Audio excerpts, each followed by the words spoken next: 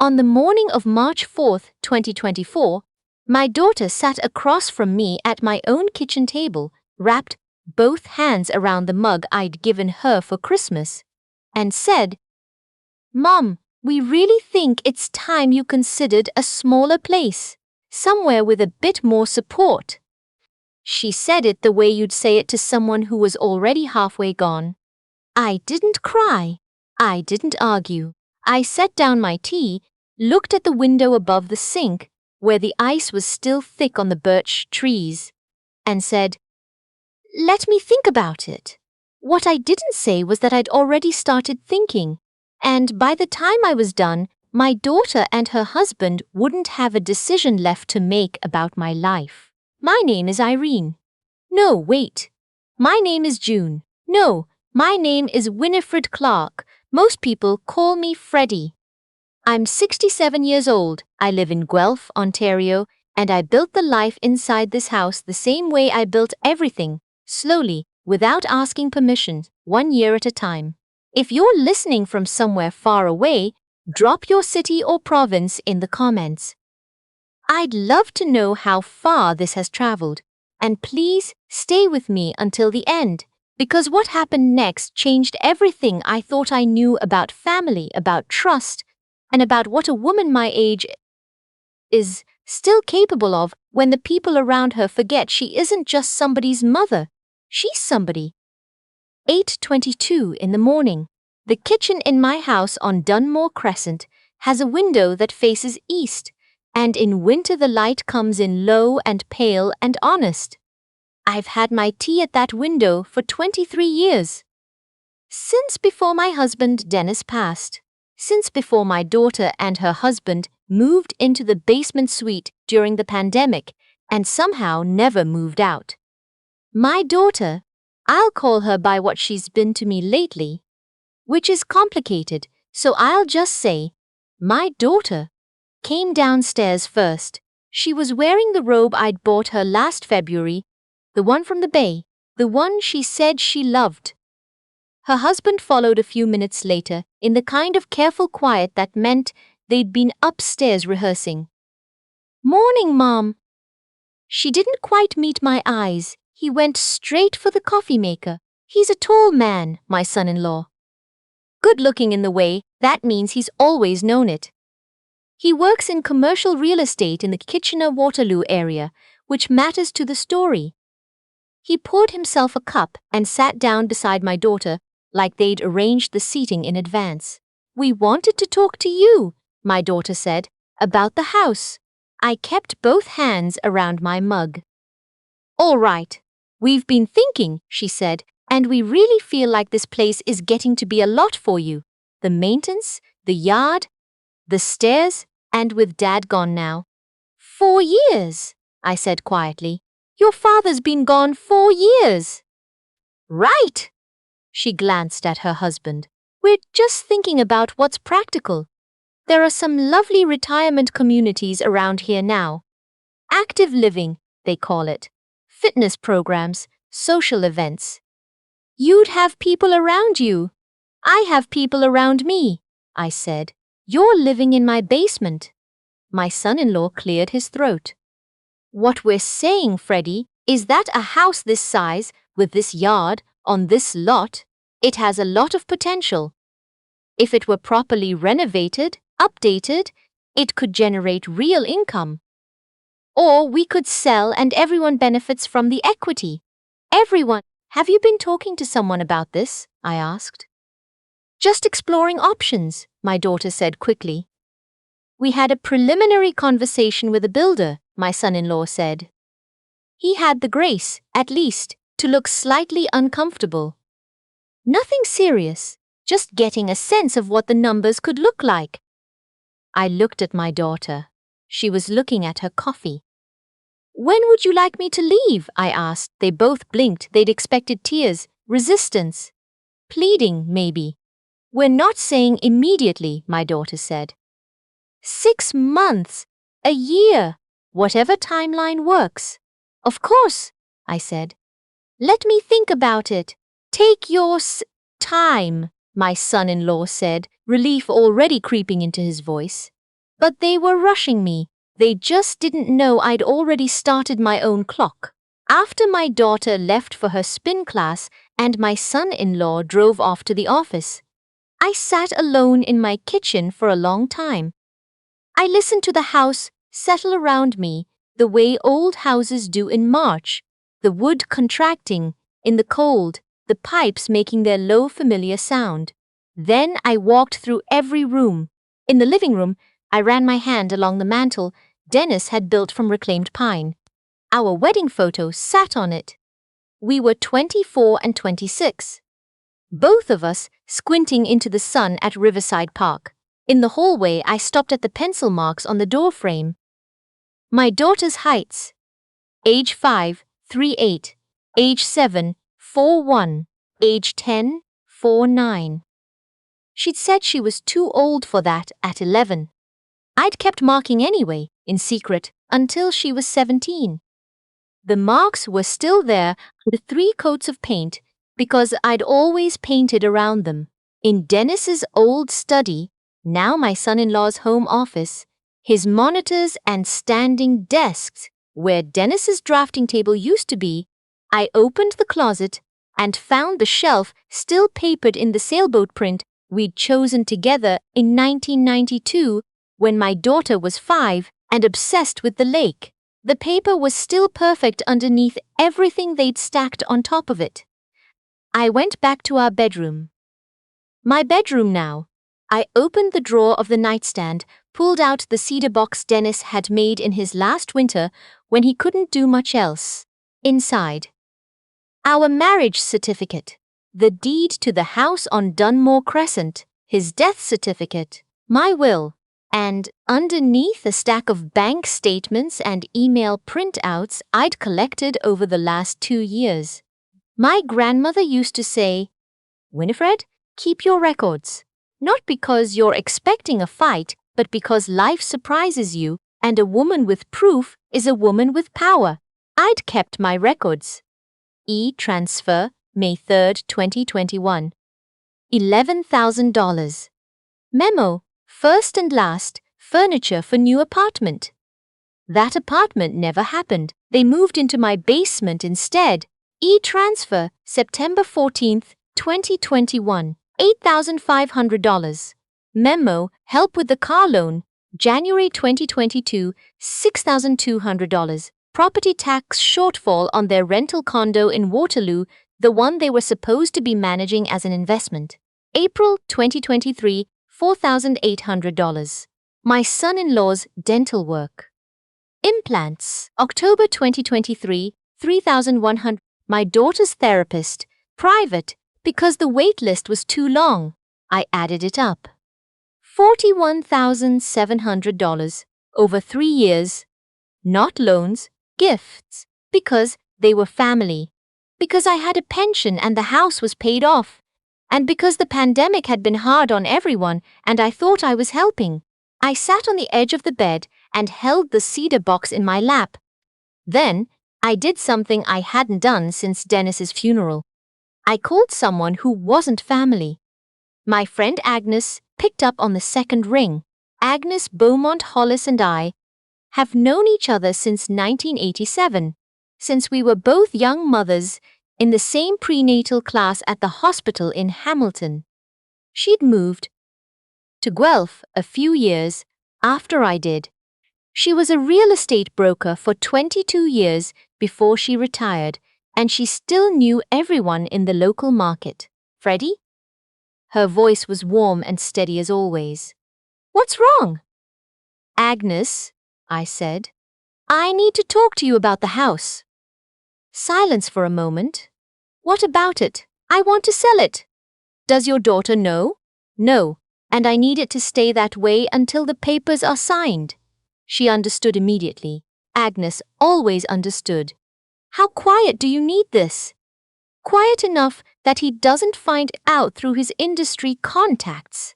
"Smart," she said. "His office handles commercial, but this neighborhood, he'll know people who know people." "Exactly." "All right," she said. "But Freddie, before we do anything, you need a lawyer." someone who handles property and family law. I know someone.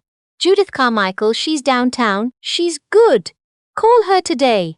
I will. And Freddie? I need you to listen to me for a minute. Are you sure? I looked at the cedar box in my hands, at the deed to 44 Dunmore Crescent, at the records I'd kept without even knowing why. I've never been more sure. Then, let's start tomorrow. He'll be at work. She'll be at her class. Tuesdays she's gone until noon. Perfect. I'll bring my photographer. No signs, no MLS listing, not yet. Private sale first. I know a few people. Agnes, I said. Thank you, don't thank me. Just call Judith. I called Judith Carmichael that afternoon.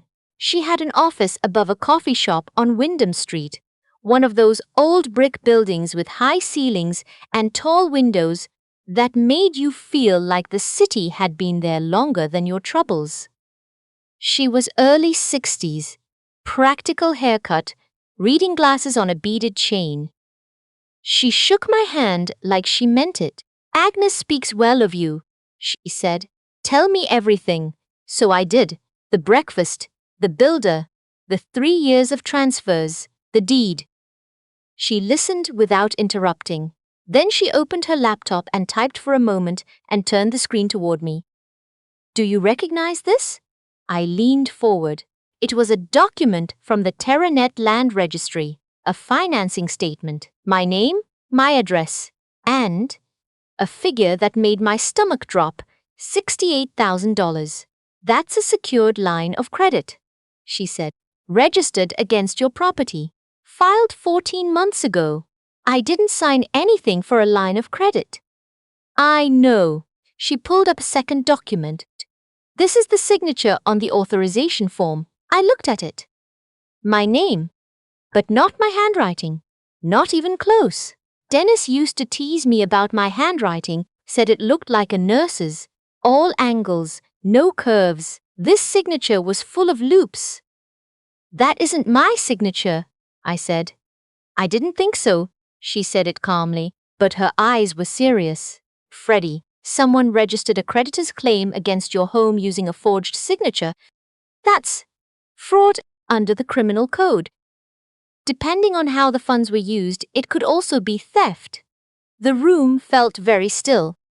How much has been drawn on it? She pulled up another screen, the full amount. $68,000, drawn down over 8 months. I thought about the renovation quotes they'd mentioned. The builder conversation, the standing desk in the study where Dennis's drafting table used to be. They were going to push me out, I said slowly. Renovate. Sell or rent at a profit, and they needed the line of credit to fund the reno. That's what the numbers suggest, Judith said. They needed you out, so they could access the full equity without your signature on the sale, with you still in the picture as co-owner. And you're not co-owner, by the way. This property is yours alone. They couldn't move without you. So the forged credit line was to get the renovation started before I even agreed to leave. Yes, she let that sit. Then, here's what we do. First, I file a fraud alert with the lender and request a freeze on the credit line pending investigation. Second, we put a protective notation on your title, so no further instruments can be registered without your knowledge. Third, if you want to sell, you have every right. This is your property. There are no other owners. You can list it tomorrow if you want. I want to sell, I said. Are you certain? I'm 67 years old and someone forged my name to steal $68,000 from me. Yes, I'm certain. She nodded once. Then let's sell it. I walked out into the March afternoon feeling something I hadn't felt in a long time. Not angry. Something sharper than anger. Clarity. I called Agnes from the parking lot. I'm ready, I said. Let's list it. I'll come by tomorrow. 10:30. He's at work? He leaves at 8:30. Perfect. And Agnes, thank you. Freddie? she said. "You're the one doing the hard part. I'm just holding the door." Agnes arrived the next morning in her old silver Subaru with a young woman named Petra, her photographer, a quiet person with kind eyes who moved through my house the way someone moves through a church, slowly, with attention. "Good light," Petra said, standing in the kitchen. "The way it comes through that east window. That's what sells a house like this, you know. Not the square footage, the light." I watched her photograph the mantel Dennis had built, the sailboat wallpaper in the back closet, the view from the upstairs window over the birch trees. She didn't just take pictures, she saw things. Agnes and I sat at the kitchen table while Petra worked. "I'm listing it at $715,000, Agnes said, her tablet open in front of her. "That's conservative for Dunmore Crescent right now, but it'll move fast, and I have 3 buyers I want to show it to before it goes to MLS. Good people, not investors. How will you describe it?" "Exactly what it is. A house with history in it." She was right. It moved fast. The first showing was that Saturday. Agnes brought a couple from Mississauga. He talked loudly about open concept, and she kept measuring doorways with her phone. They wanted to gut the kitchen, put in quartz, take out the wall between the dining room and the living room floor, she said. "Flow." I looked at Agnes. After they left, she crossed them off her list with one firm line. The second was the following Tuesday, a developer from Hamilton. He stood in my backyard and talked about the lot dimensions and the zoning bylaw like he was reading from a spreadsheet. "You could get 4 semis on this footprint," he said. "Maybe 5 if you push the setbacks." "The answer is no," I said. He blinked. "I haven't made an offer yet. You won't need to." Agnes walked him to his car. When she came back, she was almost smiling. "That's exactly why I brought him first," she said. "So you'd know what you were protecting it from." The third showing was the following Friday afternoon, March 22nd. They arrived in a well-worn Mazda hatchback. She was in her mid-50s, silver hair loose around her face, wearing a wool coat I recognized as the kind you buy when you're done, caring what people think, and only care about warmth. He was a few years older, moved carefully on one knee that was clearly giving him trouble, but he held the gate open for her and she took his arm on the icy front path without either of them making a thing of it. "Mrs. Clark?" The woman extended her hand. "I'm Blythe. This is my husband, Colin." I took her hand. It was warm, slightly rough, a working hand. I showed them through slowly. They didn't pull out phones. They didn't take notes. They just looked, touched things gently, paused in doorways, asked questions that surprised me. Colin stopped at the kitchen window and looked out at the yard. "That's a mature oak back there." "Dennis planted it in 1993, I said. "The year my daughter was born." "Does it still leaf out properly?" "Every spring. The yard is dark by July." He nodded. Like this was exactly the right answer. Blythe had stopped at the hallway doorframe. She was looking at something. I realized, with a small shock, that she could see the pencil marks, the ones I'd painted around. "How old?" she asked, turning to me. "She's 30 now," I said. "I kept marking until she was 17. In secret." Blythe looked at the marks for a long moment. Then she looked at me. "We lost our house in 2010, she said. "Separation. It took us 9 years to get back here. We're not looking for a project or an investment. We're looking for somewhere we can finally be still." After they left, Agnes and I sat in the kitchen. "Full asking," Agnes said. She called me before they were out of the driveway. $715,000. They can close in 30 days. I looked out at the oak tree. "Let me sleep on it," I said. I didn't sleep. I sat in Dennis's old chair in the study, The chair, at least, they'd kept and listened to the house. At 5 in the morning, I called Agnes. Accept the offer, I said. Judith called that afternoon. She'd reviewed the agreement. Everything was clean. The fraud alert on the credit line had gone through. The title protection was in place. Your daughter and her husband will be notified as occupants, she said. Legally, since it's your property alone, you don't need their consent. But as current residents, they're entitled to reasonable notice. How much notice? I'll send a register this week.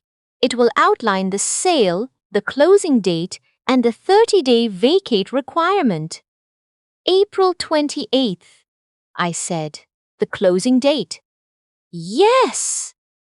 They're going to be furious. Judith's voice was even. They forged your signature and drew down $68,000 in secured credit against your home. They don't have a great deal of standing to be furious. I signed the acceptance at Judith's office on March 23rd. My handwriting, all angles.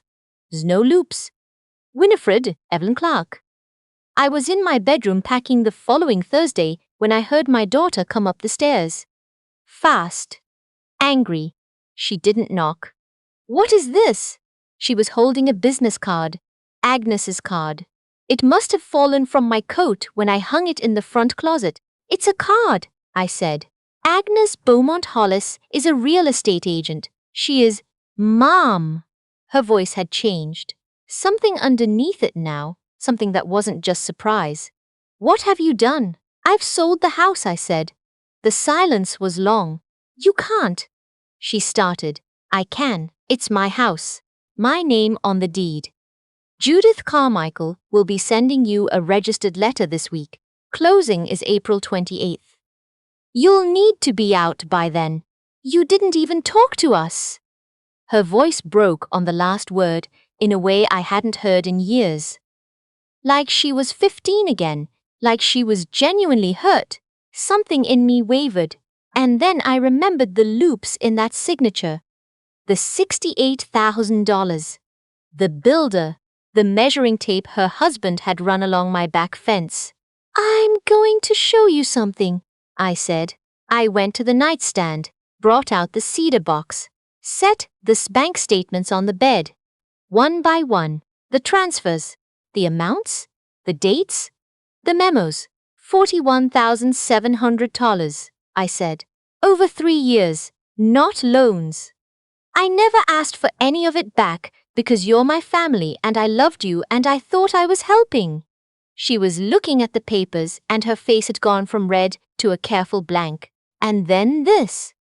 I put Judith's printout on top of the pile, the financing statement, the $68,000 credit line registered against my title. She stared at it. That isn't, she started. The signature is forged, I said. Judith filed the fraud alert last week. The lender has opened an investigation. My daughter sat down on the edge of the bed. Slowly, like her legs had stopped working. He said it was just a bridging strategy, she said, very quietly. He said we'd pay it off when the renovation was done. He said you'd be happier somewhere else and this would all work out. And you believed him? She didn't answer. I need you to understand something, I said. I sat down across from her on the old wicker chair I'd had since Dennis and I were first married. I'm not doing this to punish you. I'm doing it because I finally understand something I should have understood years ago. Love is not the same as surrender. She looked up.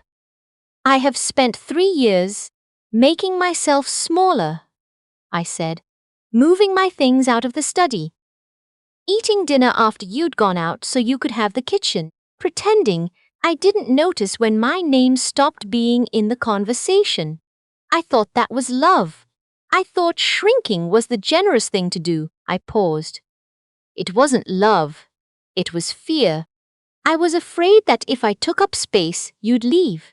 And you were planning to make me leave anyway. She was crying now, quietly, not dramatically. The way she'd always cried turned inward.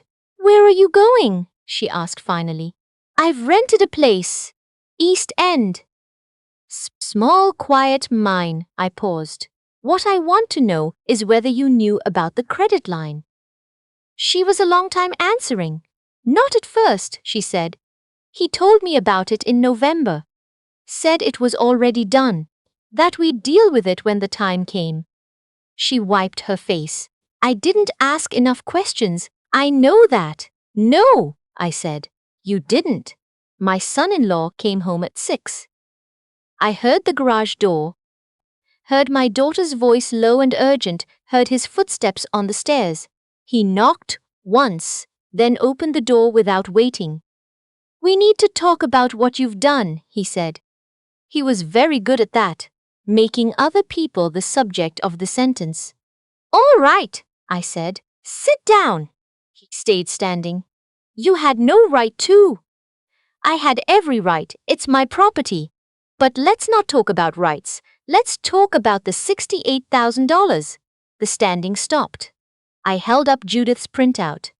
I watched him, read it. I watched his face change the way a face changes when someone realizes the thing they thought was hidden has been found. That was a bridge loan, he said. Temporary. We were going to pay it down from the renovation proceeds, with my signature forged. He opened his mouth, closed it. The lender is investigating, I said. Judith has documentation of my actual handwriting going back 20 years. The comparison is not favorable for you. He sat down then. In the chair by the window, the one Dennis had always used when he read at night.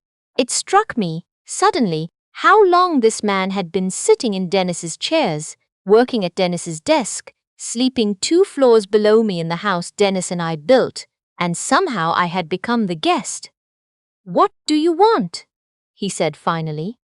His voice was flat. I want you to understand something. I am not a resource. I am not a line item in your financial projections. I am a person. And this was my home. I set the printout down. The sale closes April 28th. Judith's letter will confirm the vacate date. Your share of the credit line obligation will be settled from your portion of. Actually, there is no portion. You were a tenant. You've lived here rent-free for 3 years. The house is mine. The proceeds are mine. He looked like he was going to argue. Then he looked at my daughter. Whatever passed between them, he didn't speak. I'd like you both to leave my bedroom now, I said. They did. I sat on the bed surrounded by bank statements and didn't feel angry. I felt, for the first time in a long time, like myself. April 27th, the day before closing. Blythe had asked, through Agnes, whether I would be willing to do a walkthrough with her. She said she wanted to hear the history of the house before it became hers. I said, yes, I'd like that. We spent 2 hours going, room to room. I told her about the pine mantle, how Dennis had sourced the wood from a collapsed barn outside of Elora and spent a winter sanding it. I told her about the pencil marks on the doorframe. She asked if she could keep them, and I said I'd paint around them myself before the keys transferred. I told her about the oak tree, about the year my daughter was born, and Dennis had said every child deserved something that would outlive her. At the door when we finished, Blythe held my hand for a moment. This house has been loved, she said. We'll try to be worthy of it. I believed her. The morning of April 28th, I was already in my new apartment on Waterloo Avenue when the closing completed. 1 bedroom, 2nd floor, east-facing window. The light came in the same way. I hadn't planned that. Some things just carry over. My daughter called at noon. It's done? She asked. It's done. A silence, then, can I come see your place sometime? I thought about it carefully. Not yet, I said. Give me some time. Okay, she said, very quietly. I love you, I said. That's not the question. The question is whether we can find a way to be honest with each other. I don't know the answer yet. I'm working on it, she said. I started seeing someone, a therapist, on my own, not with him. That's good. I'm trying to figure out when I stopped asking my own questions, she said. When I just started going along. I didn't have an answer for that. I think she knew I didn't. But she wasn't really asking me. She was asking herself, out loud, which meant she was finally asking. Call me next week, I said. We'll talk. 3 months later, on a Tuesday in July, I was sitting on my small balcony with my tea when a car pulled up I didn't recognize. Then the passenger door opened and my daughter got out, alone. She stood on the sidewalk below, looked up. I raised mine back. She came up. I made tea. We sat on the balcony and didn't talk about the house or the money or the credit line. We talked about Dennis for the first time in years. She told me things she remembered that I'd forgotten. I told her things she'd been too young to know. The birch trees in March always iced over. The Sunday mornings he made pancakes with the wrong kind of syrup because he'd grabbed the corn syrups by mistake and we ate them anyway. We sat there until the light went. She cried. Once. I cried once. Neither of us made a big deal of it. At the door she turned back. The new people, she said. Are they good? Very, I said. She sent me a picture last week. They're repainting the study. Pale green. Dennis would have liked it. My daughter nodded, held my gaze for a moment. I'm sorry, Mom, she said. Not for everything, not in the big formal way that closes things down. Just, I'm sorry. I know. I said, come back when you're ready. After she left, I stood at my east-facing window and watched the street go quiet in the summer, dark. Somewhere across the city, on Dunmore Crescent, the oak tree Dennis planted in 1993 was in full leaf, holding up its corner of sky the way it always had. I hadn't gone back. I didn't need to. I spent 23 years building a house. I spent 3 more years letting it be taken from me, one small concession at a time, one shrunken version of myself at a time, until I woke up on a March morning and understood that the woman who built that house was still inside me, and she was done waiting for someone to notice. I sold the house while my son-in-law was at work, but what I really sold was the version of myself who confused love with disappearing. This apartment is 1/3 the size of Dunmore Crescent. The hallways has no pencil marks. There's no oak tree out back, no pine mantle, no Dennis. But there's morning light through an east window, and tea the way I've always made it, and a door that opens when I decide. I've never had more room.